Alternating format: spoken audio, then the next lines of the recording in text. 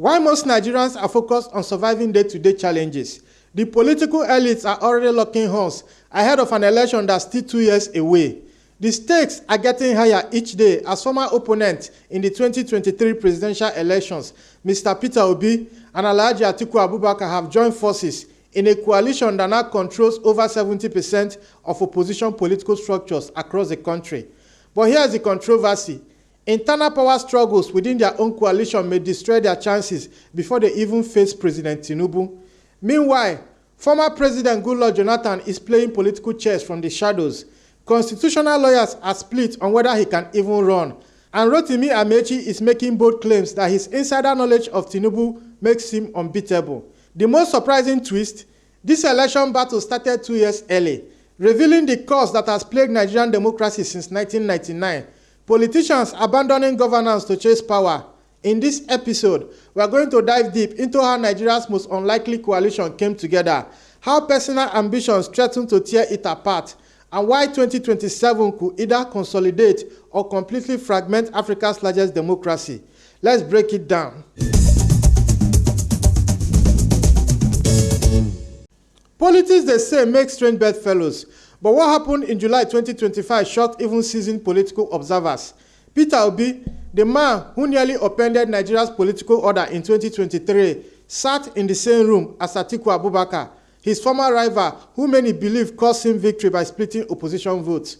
Together with former APC stalwarts like Nasser El-Rufai and David Mark, they formally adopted the African Democratic Congress as their platform to challenge Tinubu in 2027. This wasn't just political theater. It represented a seismic shift in Nigeria's opposition landscape. The ruling party faces a truly unified opposition force backed by serious financial resources and grassroots support. The numbers tell the story. While the PDP has collapsed to 4th place nationally and Labour Party remains fractured, the ADC coalition now commands significant influence across Nigeria's 6th geopolitical zone. But here is what the mainstream media won't tell you. This coalition was born out of desperation, not strategy. Both Obi and Atiku learned bitter lessons from 2023, where their combined 54% of the votes still lost to Tinubu's 37% because they couldn't work together. Political analyst Ben Kenneth captured it perfectly. If you look at what Atiku and Obi got in the last election, it's clear that combined, they could have won. So it's good they've realized they need each other. The question isn't whether this coalition can challenge Tinubu, it's whether they can survive each other. While they smile for cameras and issue joint statements, the real battle is happening behind closed doors and is getting nasty. Despite commanding over 6 million votes and energizing Nigeria's youth like no politician in recent memory, Peter Obi finds himself systematically sidelined within the very coalition that needs his grassroots support. The leaked memo from the Obedient movement reveals the ugly truth.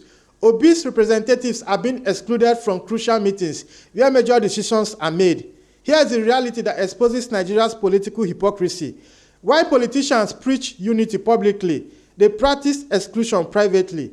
Dr. Tanko Yunusa's internal memo stated bluntly, several of our designated representatives are reportedly being excluded from crucial meetings where major decisions are made. This creates an impression of marginalization and undermines trust. The movement demanded representation across all 6 geopolitical zones and threatened to re-evaluate their participation if ignored. Social media reveals the growing frustration among Obi's supporters. Instagram and Twitter are flooded with posts questioning whether their leader is being used as a poster boy for an agenda he can't control. One viral post declared, "Obi or not in 2027. ADC, choose your presidential candidate wisely." This isn't just online noise. It represents genuine anger from millions of young Nigerians who feel betrayed by traditional politics. The most damaging revelation, sources within the ADC confirm that over 70% of party positions are controlled by Atiku's loyalists, who joined early and brought superior financial resources. While Obi brings massive grassroots support, he lacks the traditional political machinery that controls party structures. Political commentators assess Obi's chances. He doesn't have the same clout within the ADC, and the ticket will likely go to a northerner. This marginalization could become the coalition's fatal flaw, potentially driving away the very youth vote they need to defeat Tinubu. Since 1993, Atiku Abubakar has contested for Nigeria's presidency 6 times, and his pattern reveals a fundamental character flaw that explains why he keeps losing: impatience. Every single defeat traces back to his inability to wait his turn or work within existing structures. In 1993, he lost the SDP primaries to Moshood Abiola. In 2003, instead of waiting for Obasanjo's second term to end, he began a power struggle with his own boss that poisoned their relationship. By 2007, his impatience led him to defer to the Action Congress, where he came third in the presidential election. In 2011, he returned back to the PDP only to lose primaries to Goodluck Jonathan. Then came his biggest strategic blunder. In 2014, instead of waiting just 4 more years for Jonathan's departure, he helped form APC and brought Buhari and Tinubu to power, effectively destroying the PDP he later returned to. The pattern is clear. Atiku consistently chose confrontation over patience, fragmentation over unity. In 2015, had he simply waited, he would likely have been PDP's natural choice after Jonathan's exit. Instead, his impatience created the very APC government he now seeks to unseat. Political analyst Frantiete observed, Atiku has disregarded political values for his continued ambition, having contested against the wishes of his initial principal Obasanjo, as well as Goodluck Jonathan and Muhammadu Buhari. This isn't about democracy, it's about personal obsession with power. Now, at 78, facing his 7th presidential bid, Atiku has one logical choice to break this destructive pattern: shelve his personal ambition and support Peter Obi. This will consolidate opposition votes, energize youth participation, and finally defeat the APC. But will his ego allow strategic thinking? His postponement of ADC membership suggests he's still calculating personal advantage over collective victory. In Nigeria's theater of political deception, Rotimi Amaechi stands out for an unusual quality: brutal honesty about the system's corruption. While other politicians deny stealing or justify their actions, Amaechi openly admits the reality of Nigerian politics while claiming he delivers despite it. His political resume is impressive: 8 years as Rivers State Speaker, 2 terms as governor, successful tenure as transportation minister, where he completed major projects like Lagos-Ibadan Railway and Lekki Deep Sea Port. But what makes Amaechi unique is his transparent acknowledgement of Nigeria's corrupt system while maintaining he maximized public benefit within it. While others are making noise about building 12 flyovers, abused 6 and didn't shout about it, Amaechi declared recently, "Give me an assignment and I will deliver." His confidence about challenging Tinubu stems from insider knowledge. "I know Tinubu very well. I know his strengths, I know his weaknesses, and I know that if allowed to fly the flag of ADC, I will defeat Tinubu for sure." This insider approach has merit. Amaechi understands APC's vulnerabilities because he helped build the party.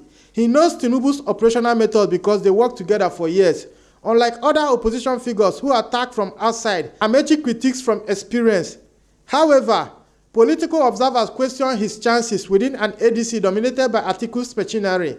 Some suggest his bold statements serve more as distraction tactics for APC than genuine presidential aspirations. But here's what counts for something in Nigeria's morally bankrupt political landscape. At least Amaechi admits what others deny.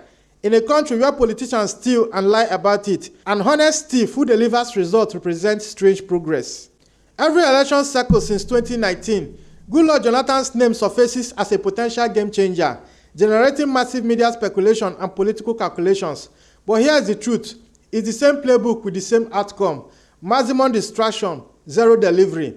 Constitutional lawyers remain split on Jonathan's eligibility, with some arguing the 2018 Fourth Alteration Act bars anyone who completed another term from seeking additional terms, while others claim the law can apply retrospectively to Jonathan.